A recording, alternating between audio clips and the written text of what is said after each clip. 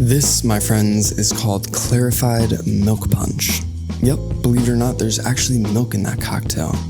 You're probably wondering though, how is this even possible? It's completely clear after all.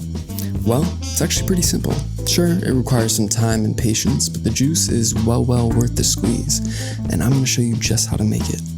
The first time I made milk punch, I was completely blown away, almost obsessed, and after trying a handful of different recipes, I eventually got to thinking, why not infuse the milk with cereal? It just makes perfect sense, doesn't it? So here we are.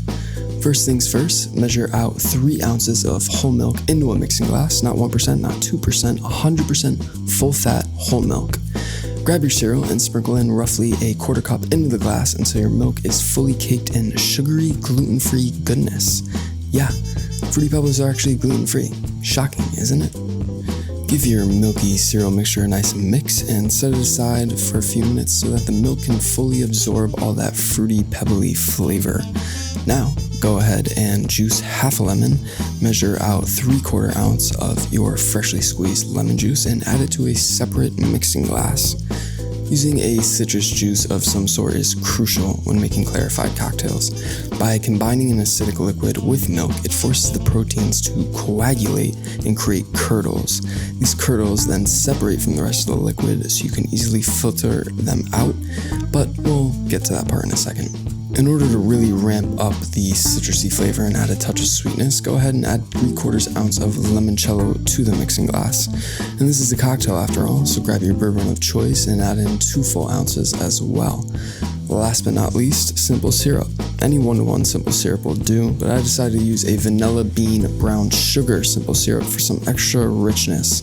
A full 1/2 ounce will help cut through the acidity and lift the overall sweetness to just the right spot.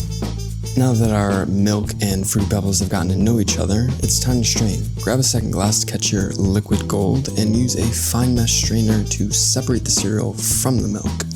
Make sure to give the cereal a gentle but firm press, and this will force all of the milk to completely strain through. And now that our non-milk based ingredients have been added to our mixing glass, warm up a small pot over low heat and add your cereal milk to the pot. Heating up the milk isn't completely necessary, but it will help speed up the filtration process. No thermometer needed. Once the milk is warm, go ahead and pour it into your mixing glass and voila, milk curdles. Give everything a nice swirl and allow the mixture to sit for a few minutes so the curdles have time to completely separate. As mentioned, in order to get a completely clear final product, you'll need to filter your milky curdled mixture through a coffee filter. This allows the milk curdles to get strained while all of the liquid components filter into the carafe. Now, this is where patience really comes into play. I've had some batches strained in 30 minutes and others take as long as 3 hours. Just let it do its thing and soon you'll be rewarded with a near perfectly clear, tasty concoction of deliciousness. The fun's not over though. Crush up some leftover pebbles, coat the rim of a glass with honey, and carefully paint the serving vessel of your choice with your Fruity Pebble dust, just as you would with a salted rim margarita. Next, drop in an ice cube and proceed to pour your pebble punch into the glass. And here she is in all of her glory. Let's take a moment to admire this beauty, shall we? The result was simply miraculous, a Fruity Pebble flavored cocktail with a luscious mouthfeel, minus any of the heaviness typically associated with dairy. I'd be lying if I said I didn't love it. I mean, it was citrusy, it was fruity, refreshing, yet creamy all at once, and just perfectly sweetened. Needless to say, I would highly recommend you go through the process of making this. Like I said, it does take time, but it is so worth it.